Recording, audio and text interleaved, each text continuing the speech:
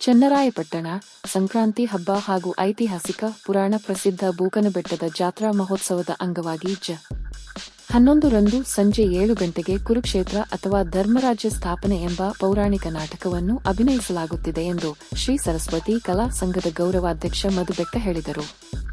ಪಟ್ಟಣದ ಪತ್ರಿಕಾ ಭವನದಲ್ಲಿ ನಡೆದ ಪತ್ರಿಕಾಗೋಷ್ಠಿಯಲ್ಲಿ ಮಾತನಾಡಿದ ಅವರು, ನಮ್ಮ ಕಲೆ, ಸಾಹಿತ್ಯ ಮತ್ತು ಸಂಸ್ಕೃತಿಯು ಮುಂದಿನ ಪೀಳಿಗೆಗೆ ತಲುಪಿಸುವುದು ಬಹುಮುಖ್ಯವಾಗಿದ್ದು, ಇದನ್ನು ಉಳಿಸಿ ಬೆಳೆಸುವ ಕೆಲಸವಾಗಬೇಕು ಎಂಬುದು ನಮ್ಮ ಸಂಘದ ಧ್ಯೇಯೋದ್ದೇಶವಾಗಿದೆ.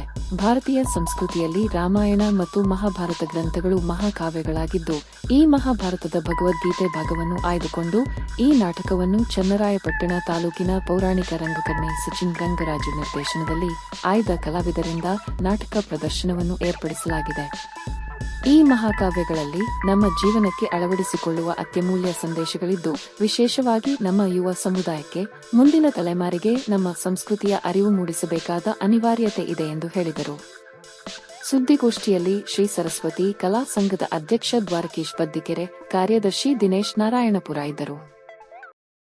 ನಮ್ಮ ಚನ್ನರಾಯಪಟ್ಟಣ ತಾಲೂಕಿನ ಎಲ್ಲ ಪತ್ರಕರ್ತರ ಹಿರಿಯರಿಗೆ ಮಕರ ಸಂಕ್ರಾಂತಿಯ ಶುಭಾಶಯಗಳನ್ನು ಕೋರುತ್ತಾ, ಮೊದಲಿಗೆ ನನ್ನ ಹೆಸರು ಮಧುಸೂದನ್ ಮಂಜೇಗೌಡ ಅಂತ ಹೇಳಿ, ಬೆಕ್ಕ ಗ್ರಾಮದ ವಾಸಿ. ನಮ್ಮ ವೃತ್ತಿ ಗುತ್ತಿಗೆದಾರರು ಹಾಗೂ ಪ್ರಗತಿಪರ ರೈತರು ಹಾಗೂ ಚನ್ನರಾಯಪಟ್ಟಣ ತಾಲೂಕಿನ ಸರಸ್ವತಿ ಕಲಾ ಸಂಘದ ಗೌರವಾಧ್ಯಕ್ಷರು. ಇವರು ದ್ವಾರಕೀಶ್ ಬದ್ದಿಕೆರೆ ಅಂತ ಹೇಳಿ, ಇವರು ಮೂಲತಃ ಸಂಗೀತ ಎಲೆಕ್ಟ್ರಾನಿಕ್ಸ್ ಮಾಲೀಕರು ಹಾಗೆ ಸರಸ್ವತಿ ಕಲಾ ಸಂಘದ ಅಧ್ಯಕ್ಷರು. ಇವರು ದಿನೇಶ್ ನಾರಾಯಣಪುರ ಅಂತ ಹೇಳಿ, ಇವರು ಸೆಕೆಂಡ್ ಶೋರೂಮು ಮಾಲೀಕರು ಹಾಗೂ ನಮ್ಮ ಸರಸ್ವತಿ ಕಲಾ ಸಂಘದ ಸಹ ಕಾರ್ಯದರ್ಶಿಗಳು. ಇವತ್ತು ನಾವಿಲ್ಲಿ ಸೇರುವ ಉದ್ದೇಶ ಏನೆಂದರೆ, ನಮ್ಮ ಚನ್ನರಾಯಪಟ್ಟಣ ತಾಲೂಕಿನಲ್ಲಿ ಸುಮಾರು 2004ರಿಂದ ನಾವು ಈ ರಂಗಭೂಮಿಗೆ ಪಾದಾರ್ಪಣೆಯನ್ನು ಮಾಡಿ, ಈ ವರ್ಷ 2026 ಸಂಕ್ರಾಂತಿ ಪ್ರಯುಕ್ತ ಹಾಗೂ ಐತಿಹಾಸಿಕ ಬೂಕದ ರಂಗನಾಥ ಸ್ವಾಮಿ ದನಗಳ ಜಾತ್ರೆಯ ಪ್ರಯುಕ್ತ ಒಂದು ವಿಭಿನ್ನ ರೀತಿಯಲ್ಲಿ ನಮ್ಮ ಸಂಸ್ಕೃತಿಯನ್ನು ಉಳಿಸುವ ನಿಟ್ಟಿನಲ್ಲಿ ನಾವು ಕುರುಕ್ಷೇತ್ರ ಅಥವಾ ಧರ್ಮರಾಜ್ಯ ಸ್ಥಾಪನೆ ಎಂಬ ನಾಟಕವನ್ನು ತಾಲೂಕಿನ ನುರಿತ ಆಯ್ದ ಕಲಾವಿದರನ್ನ ಆಯ್ಕೆ ಮಾಡಿಕೊಂಡು ಸರಸ್ವತಿ ಕಲಾ ಸಂಘದ ವತಿಯಿಂದ ಈ ನಾಟಕವನ್ನು ಅಭಿನಯಿಸಲು ನಾವೆಲ್ಲ ಪಣ ತೊಟ್ಟಿದ್ದೇವೆ. ಹಾಗೆ ಈ ನಾಟಕ ಉಳಿಯಬೇಕು ಅಂತಂದರೆ ನಾವೆಲ್ಲ ಏನಂದರೆ, ಈ ಭಾರತೀಯ ಸಂಸ್ಕೃತಿಯಲ್ಲಿ 2 ಮಹಾಕಾವ್ಯಗಳು ಮಹಾಭಾರತ ಮತ್ತು ರಾಮಾಯಣ.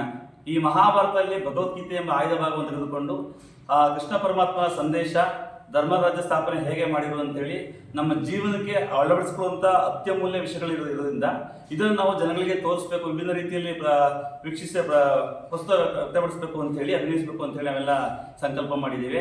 ಇದಕ್ಕೆ ತುಂಬ ಜನ ನಮಗೆ ಸಪೋರ್ಟ್ ಮಾಡಿದ್ದಾರೆ, ತುಂಬ ಜನ ಇದಕ್ಕೆ ಒಕ್ಕೂರಿನಿಂದ ಬಂದಿದ್ದಾರೆ.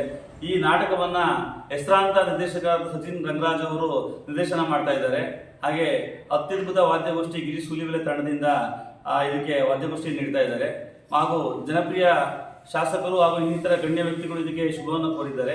ತಾಲೂಕಿನ ಎಲ್ಲ ಸಂಘ ಸಂಸ್ಥೆಗಳ ಹಾಗೂ ತಾಲೂಕಿನ ಎಲ್ಲ ಕಲಾ ಸಂಘದ ಸದಸ್ಯಗಳು, ಅಧ್ಯಕ್ಷರುಗಳು, ಪದಾಧಿಕಾರಿಗಳು, ರಾಜ್ಯದ ಎಲ್ಲ ಕಲಾ ಸಂಘದವರು ನಮಗೆ ಶುಭಾಶಯವನ್ನು ಕೋರಿದ್ದಾರೆ. ಆದ್ದರಿಂದ ಈ ಕಾರ್ಯಕ್ರಮಕ್ಕೆ ಸರ್ವರು ಆಗಮಿಸಿ ಈ ಐತಿಹಾಸಿಕ ಜಾತ್ರೆಯ ಮಹೋತ್ಸವದ ಒಂದು ಅಂಗವಾಗಿ ಎಲ್ಲರೂ ಸಹ ಬಂದು ಈ ನಾಟಕಕ್ಕೆ ಶುಭ ಕೋರಬೇಕು ಅಂತೇಳಿ ತಮ್ಮೆಲ್ಲರ ಮುಖಾಂತರ ನಾನು ಕೇಳ್ಕೊಳ್ತಾ ಇದ್ದೀನಿ. ನಮಸ್ಕಾರ.